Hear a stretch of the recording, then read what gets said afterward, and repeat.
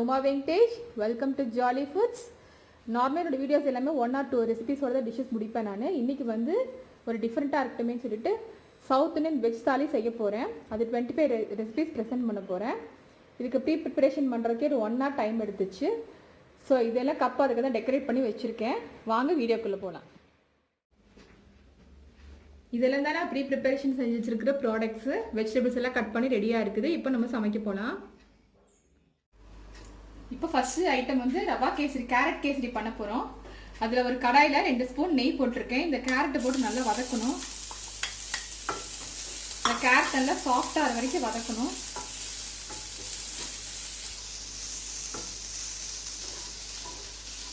இந்த கேரட் பாதி குக் ஆகிடுச்சு. இப்போ ஒரு டம்ளர் பால் போடுறோம். இந்த கேரட்டோட கலரை நல்லா டிஷ்ஷஸ் கொடுக்கறதுனால இதில் கலர் ஃபுட் கலர் எதுவும் சேர்த்தலை. இந்த கேரட் போடுறதுனால நல்லா ஃப்ளேவர் கொடுக்கும், ஸ்வீட்னஸ் கொடுக்கும். ஸோ கேசரி வந்து ரொம்ப சூப்பராக இருக்கும்.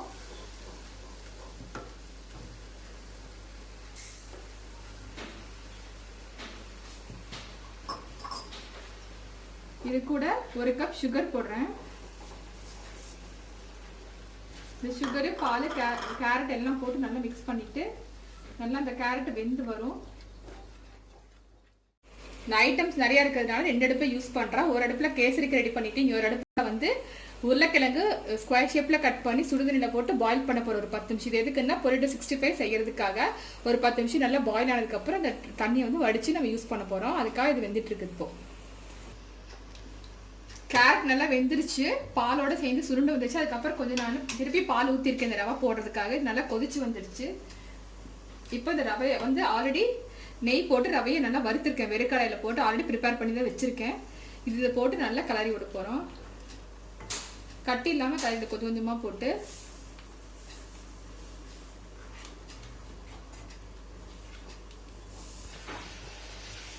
இப்போ இது நல்லா சேர்ந்து வந்துருச்சு. இதில் ஆல்ரெடி நெய்யில் நான் வந்து திராட்சை முந்திரி வறுத்து வச்சுருக்கேன். இதில் போட்டு மிக்ஸ் பண்ண போகிறோம்.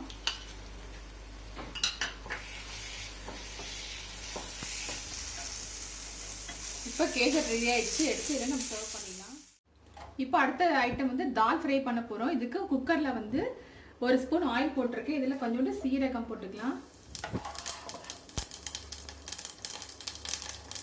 ஒரு பெரிய வெங்காயம், 2 பல் பூண்டு, ஒரு பச்சை மிளகாய் நறுக்கினது, ஒரு அரை தக்காளி,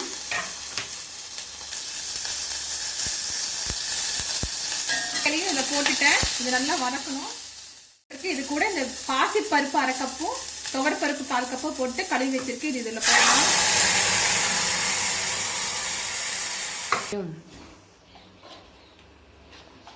இப்போ இந்த பருப்பு கூட மஞ்சத்தூள் 1 ஸ்பூன் போடுறேன். உப்பு தேவையான அளவு. இதையும் போட்டு நல்லா கலக்கி விட்டுட்டு மல்லி இலை இதை போட்டுனா குக்கரில் மூடி வச்சு ஒரு 4 விசில் வந்ததுக்கப்புறம் தால் ஃப்ரை ரெடி ஆயிடும்.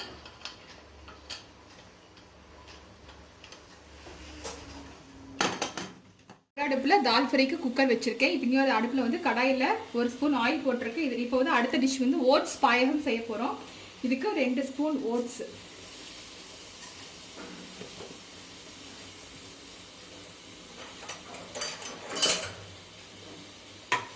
நல்லா இப்படி ஃப்ரை பண்ணிட்டு இப்போ ஓட்ஸ் வறுபட்டுருச்சு. இதில் ஒரு டம்ளர் பால் ஊற்றுறோம்.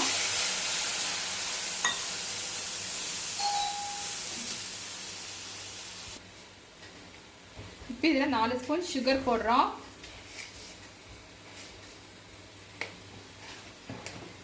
இது நல்லா வெந்து கெட்டி ஆயிடுச்சுன்னா ரெடி ஆயிடும். இது கூட இந்த வறுத்து வச்சுருக்கிற திராட்சை முந்திரியும் போடுறோம். இது கொதிக்கிட்டும் நல்லா. இதில் ஃபுட் கலர் எதுவும் போடலை. உங்களுக்கு வேணும்னா போட்டுக்கலாம். இதனால க்ரீமியாகவும் திக்காகவும் வரும். இப்போ ஓட்ஸ் பாயசம் ரெடி ஆயிடுச்சு. எடுத்து சர்வ் பண்ணிடலாம். இப்போ அடுத்த டிஷ் பாவக்காய் வத்த குழம்பு செய்ய போகிறோம். இதுக்கு வந்து பாவக்காய் வத்தல் நான் எடுத்திருக்கேன். இதை வந்து எண்ணெயில் போட்டு பொரிச்சு எடுத்துக்கலாம். ஃபஸ்ட்டு ஒரு பாவக்காய் வத்தலாம் போட்டு பொரிச்சு எடுத்துக்க போகிறேன்.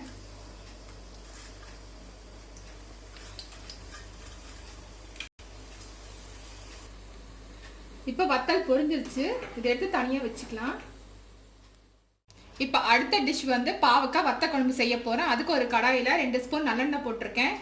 இப்போ நல்லெண்ணெய் காஞ்சிருச்சு. இதில் வந்து கடுகு 1 ஸ்பூன், வெந்தயம் 1 ஸ்பூன் போட்டிருக்கேன். இப்போ இதில் சின்ன வெங்காயம் ஒரு 10 சின்ன வெங்காயம், ஒரு 4 பல்லு பூண்டு இதையும் அதில் போட்டு வதக்க போகிறேன்.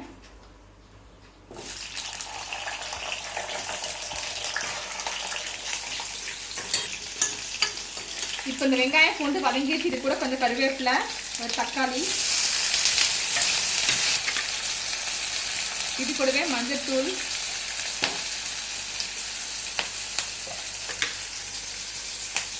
மிளகாய்த்தூள் 1/2 டீஸ்பூன்.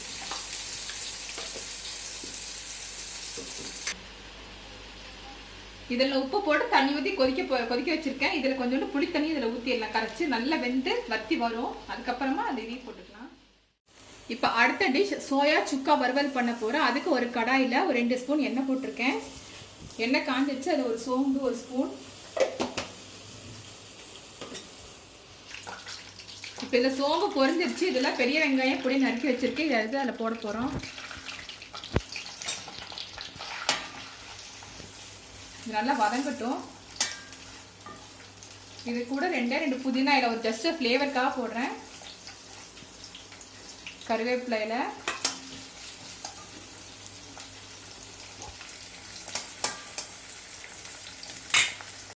ஒரு ஸ்பூன் இஞ்சி பூண்டு பேஸ்ட் இதையும் போட்டு நல்லா ஃப்ரை பண்ணிக்கலாம். இது கூட சோயா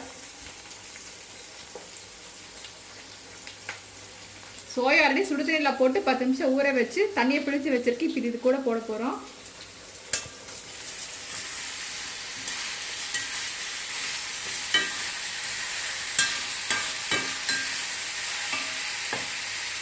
இது கூட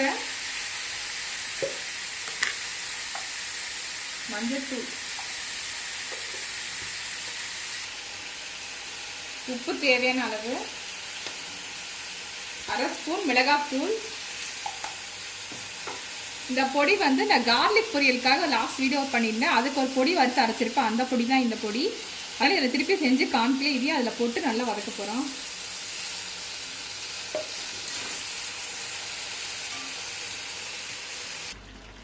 இப்போ மஷ்ரூம் கிரேவி அடுத்த டிஷ் செய்ய போகிறேன். அதுக்கு வந்து மசாலா அரைக்கிறதுக்கு தேவையான பொருட்கள் என்ன சொல்லிடுறேன்.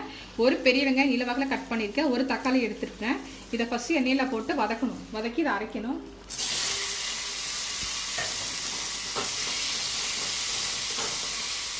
இது கூடவே ஒரு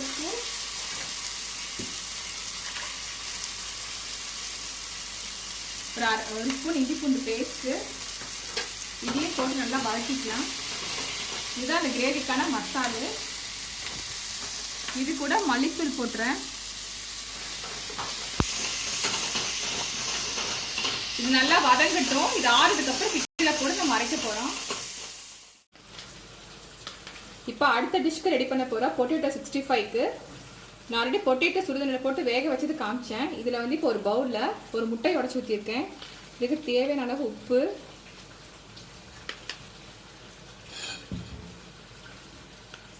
இஞ்சி பூண்டு பேஸ்ட்டு, கார்ன்ஃப்ளவர் மாவு 1 ஸ்பூன், மைதா மாவு 1 ஸ்பூன்,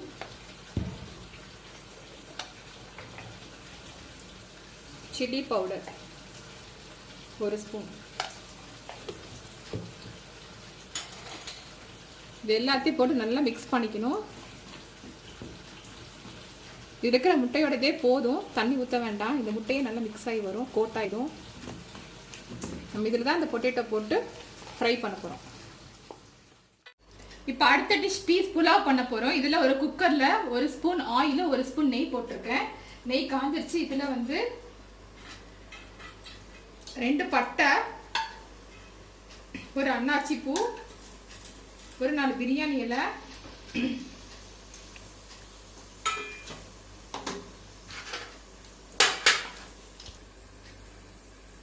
இப்போ இது கூட பெரிய வெங்காயம் 1 பொடியை கட் பண்ணியிருக்கேன், தக்காளி 1,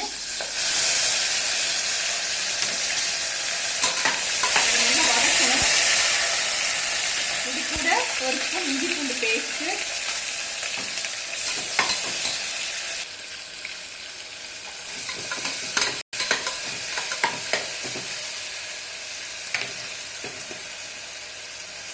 இப்போ இதில் வந்து புதினா இலை கொஞ்சம் மல்லி இலை கொஞ்சம் போட்டு நல்லா வதக்குறோம்.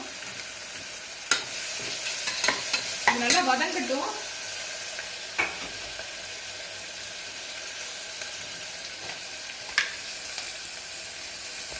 ஒரு ஸ்பூன் மஞ்சள்தூள்,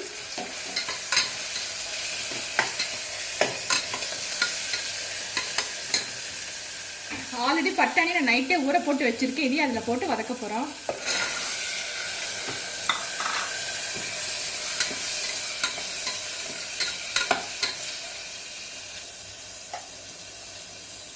இப்போ ஒரு அரை ஸ்பூன் மிளகாத்தூள், உப்பு தேவையான அளவு போட்டு நல்லா மிக்ஸ் பண்ணிக்கலாம்.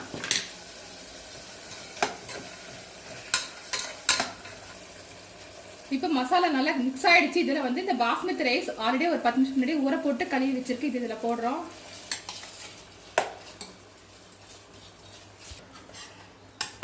இப்போ அரிசியெல்லாம் போட்டு நல்லா கலக்கியாச்சு. தேவையான அளவு தண்ணியும் ஊற்றியாச்சு. இப்போ குக்கர் போட்டு மூடி போட்டு ஒரு 3 விசில் வந்து ஆஃப் பண்ணிடலாம். இப்போ இந்த வத்தக்கலவு நல்லா மசாலா வத்திடுச்சு. இதில் வந்து இந்த பொரிச்சு வச்சுக்கிற பாவக்காய் இதில் போட்டு மிக்ஸ் பண்ண போகிறோம். இதில் நான் கொஞ்சம் வெல்லம் போட்டிருக்கேன். உங்களுக்கு ஆப்ஷனல் தான், வேணும்னா போட்டுக்கலாம். நீ ஒரு 10 நிமிஷம் கொதிச்சதுன்னா எடுத்து சர்வ் பண்ணிடலாம். இதில் உப்பையும் போட்டு நான் கலக்கிட்டேன். நல்லா கொதிச்சு வரட்டும். இப்போ இந்த சோயா சிக்கன் தண்ணியில் ஊற்றி நல்லா கொதிக்க வச்சுட்டு நல்லா சுண்டிடுச்சு. இப்போ இதோட ஒரு தேங்காயை துருவி வச்சுருக்கேன். இதில் போட்டு நல்லா வதக்க போகிறோம்.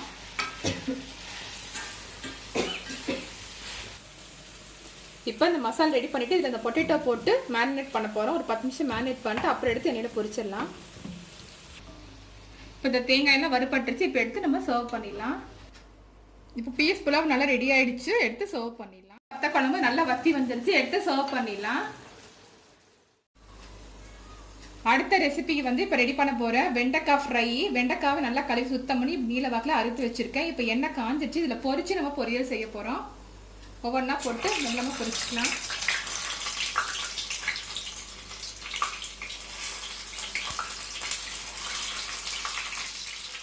இப்போ இந்த வெண்டைக்காய் பொரியல் பண்ணுறதுக்காக நான் ஒரு கடாய் வச்சுருக்கேன். அதில் ஒரு ஸ்பூன் ஆயில் போட்டிருக்கேன். அதில் ஒரு ஸ்பூன் கடுகு,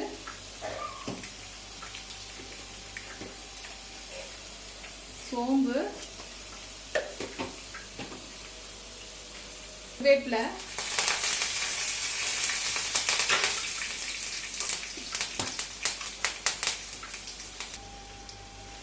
இப்போ ஒரு பெரிய வெங்காயம் கட் பண்ணியிருக்கேன், ஒரு தக்காளி, இதையும் போட்டு நல்லா வதக்கணும்.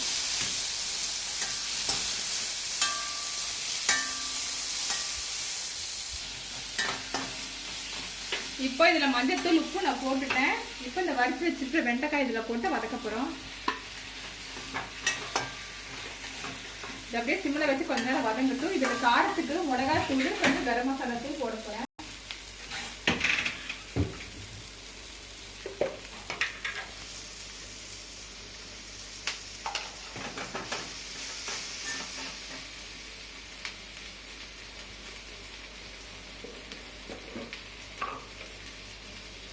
கரம் மசாலா தூள் கொஞ்சம் இதை போட்டு நல்லா வதக்கணும். இது ஃப்ரை ஆகுது. அதுக்கு அடுத்த ரெசிபி நம்ம பார்க்கலாம். இப்போ அடுத்த டிஷ் வந்து வெஜ் பால்ஸு. இதுக்கு வந்து வெஜ் பால்ஸ்க்கு நான் ஒரு பெரிய முட்டைக்கோஸ் எடுத்து பொடி நறுக்கியிருக்கேன். கொஞ்சம் பீன்ஸு, கொஞ்சம் கேரட்டு, ஒரு ஆனியன், இது எல்லாத்தையும் ஆல்ரெடி மிக்ஸ் பண்ணியிருக்கேன். இதில் ஒரு ஸ்பூன் இஞ்சி பூண்டு பேஸ்ட்டு போட்டிருக்கேன். இதில் வந்து இப்போ தேவையான அளவு மைதா மாவு நான் 2 ஸ்பூன் போடுறேன். கார்ன்ஃப்ளவர் மாவு 2 ஸ்பூன்,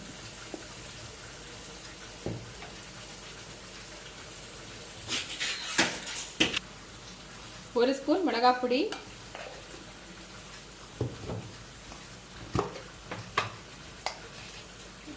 உப்பு தேவையான அளவு.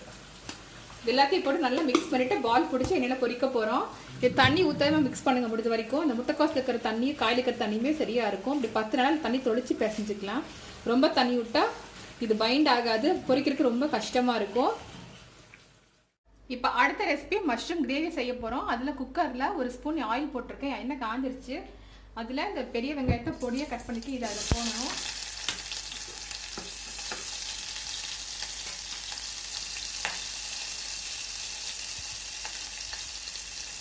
இது கூட 2 கருவேப்பிலை, நம்ம வறுத்து அரைச்சோம் இல்லையா மசாலா, வெங்காயம் தக்காளி இஞ்சி பூண்டெல்லாம் போட்டு இதையும் போட்டு இது நல்லா வதக்கிக்கணும்.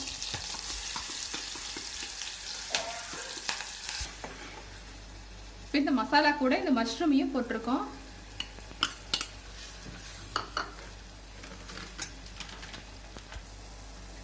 அது கூட உப்பு போட்டாச்சு. இப்போ 1 ஸ்பூன் சக்தி கறி மசாலா தூள் போடுறேன்.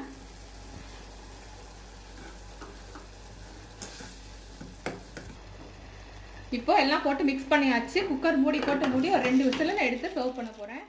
இப்போ அடுத்த ரெசிபி கடி மோர் குழம்பு செய்ய போகிறோம். அதுக்கு வந்து அந்த போண்டா அதில் போடுற அந்த குட்டி போண்டா, அதுக்கு வந்து கடலை மாவு, உப்பு, பெருங்காயத்தூள் போட்டு கலக்கி வச்சுருக்கேன். இதை குட்டி குட்டியாக உருண்டை பிடிச்சி நம்ம எண்ணெயில் போட்டு பொரிக்க போகிறோம். எண்ணெய் நல்லா காஞ்சிருச்சு.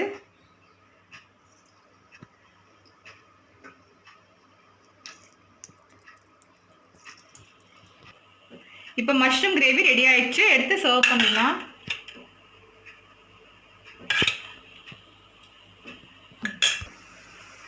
இப்போ நல்லா போண்டா வெந்துருச்சு. எடுத்து சர்வ் பண்ணிடலாம். இது வந்து இந்த மோர் குழம்புல போட போகிறோம், அதனால தனியாக எடுத்து வச்சுக்க போகிறேன். இப்போ இந்த வெஜ் பால்ஸ்க்கு நம்ம எல்லாம் மாவு போட்டு மிக்ஸ் பண்ணி வச்சுருந்தா அதை உருண்டை பிடிச்சி இப்போ எண்ணெயில் போடுறேன். எனக்கு செய்கிற குவான்டிட்டி எல்லாமே 4 பேர் சாப்பிட்ற மாதிரி செய்கிறேன். உங்களுக்கு எப்படி வேணுமோ அது மாதிரி குவான்டிட்டி யூஸ் பண்ணிக்கலாம்.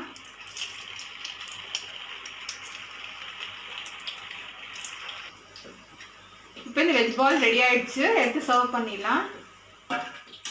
பொட்டேட்டோ 65 கலவையை ஒன்றா போட்டு பொரிக்க போகிறோம். இது எடுக்கும்போது நல்லா டிப் பண்ணி எடுங்க. வேண்டாம். இப்போ குக்கர்லேருந்து தால் எடுத்துட்டேன். நல்லா மசிஞ்சு வந்துருச்சு. இப்போ எடுத்து சர்வ் பண்ணிடலாம். 65 ரெடி ஆயிடுச்சு. எடுத்து நம்ம சர்வ் பண்ணிடலாம். நல்லா வெந்துருச்சு. இப்போ மோர் குழம்பு செய்யறதுக்கு ஒரு கடாயில் 1 ஸ்பூன் ஆயில் போட்டிருக்கேன். இது வேற மாதிரி இருக்கு இந்த மோர் குழம்பு ரெசிபி. இதில் 1 ஸ்பூன் சோம்பு பொரிஞ்சது. ஒரு 1/2 ஸ்பூன் இஞ்சி பூண்டு பேஸ்ட்டு, ஒரு 2 பச்சை மிளகாய் கட் பண்ணிடுது, கருவேப்பிலை இலை, இது நல்லா வதங்கட்டும். இது கூடவே கொஞ்சம் மஞ்சள்தூள், இல்லை மஞ்சள்தூள் போட்டிருக்கேன். இது நல்லா பொரிஞ்சிருச்சு. இப்போ ஒரு 2 ஸ்பூன் கடலை மாவு கரைச்சி வச்சுருக்கேன். கடலை மாவு உப்பு போட்டு கரைச்சிருக்கேன். இதையும் அதில் போட்டு ஊற்றுறோம். மிக்ஸ் பண்ணிவிட்டு இது கூட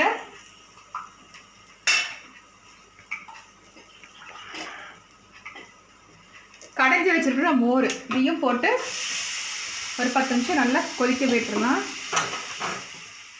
இப்போ மோர் குழம்பு பச்சை வாசனை போயிடுச்சு. இதில் வந்து இந்த பொரிச்சு வச்சுக்கிற போண்டாவை போடுறோம். இது போட்டு ஒரு 2 நிமிஷம் கொதிச்சோன்னா ஆஃப் பண்ணிடலாம். ரொம்ப கொதிக்கூட்டன்னு போண்டாவில் கரைஞ்சி போயிடும்.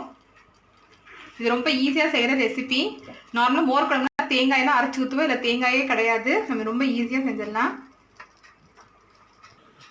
அடுத்த ரெசிபி மிளகு ரசம் வைக்க போகிறோம். இதுக்கு ஒரு மிக்சி ஜாரில் 1 ஸ்பூன் சீரகம்,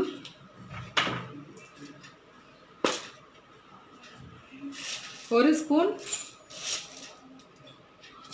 மிளகு, குறுமிளகு,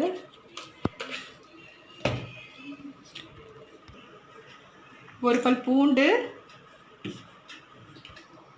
கொஞ்சோண்டு கருவேப்பிலை இலை, இது எல்லாத்தையும் போட்டு மிக்சியில் நைஸாக அரைச்சிக்க போகிறோம். இப்போ மிளகு ரசம் தாளிக்க போகிறோம். ஒரு கடாயில் 1 ஸ்பூன் ஆயில் போட்டிருக்கேன். இதில் வந்து கடுகு புரிஞ்சதும்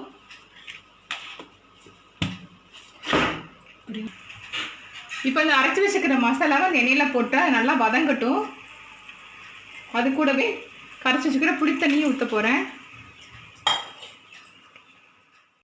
இப்போ அடுத்த ரெசிபி வந்து கருவேப்பிலை துவையல் செய்ய போகிறோம். அதுக்கு ஒரு கடாய் வச்சுருக்கேன். அதில் வந்து ஒரு கைப்பிடியே உளுந்து பருப்பு, வெள்ளை உளுந்து பருப்பு, இதை போட்டு நல்லா பொன்னிறமாக வறுக்கணும்.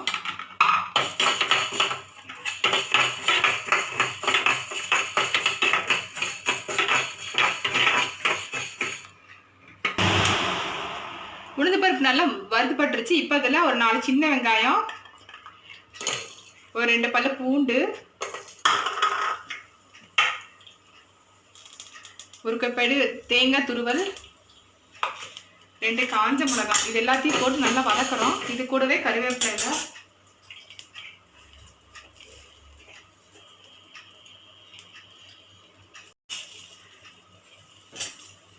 இதையும் போட்டு இதில் கொஞ்சம் புளியை வச்சு அரைக்க போகிறோம். புளி உப்பையும் போட்டு அரைக்க போகிறேன். ஃபஸ்ட்டு இது நல்லா ஆறட்டும். 10:30க்கு ஸ்டார்ட் பண்ண ப்ரிப்பேர் பண்ணுறதுக்கு நான் 2 ஹவர்ஸில் முடிக்கணும்னு எதிர்பார்த்தா என்னால் முடியல. இப்போ 1:42 ஆகிடுச்சு. இப்போ எல்லா டிஷ்ஷஸும் ஒவ்வொன்றா பார்க்கலாம். சூப்பராக வெஜ் தாலி ரெடி பண்ணிட்டேன். இது வந்து சோயா சுக்கா வறுவல், கருவேப்பிலை துவையல், buttermilk, oats payasam, watermelon fruit salad, onion bonda, veg balls, white rice, curd, மோர் மிளகா, கஞ்சி வடகம், ரோஸ் மில்க், சப்பாத்தி, கடி மோர் குழம்பு. இது வந்து வெஜ் சாலட், பாவக்காய் வத்த குழம்பு, carrot kesari, dal fry, potato 65, onion raita, mushroom gravy, pepper rasam, வெண்டைக்காய் ஃப்ரை, பீஸ் புலாவ்.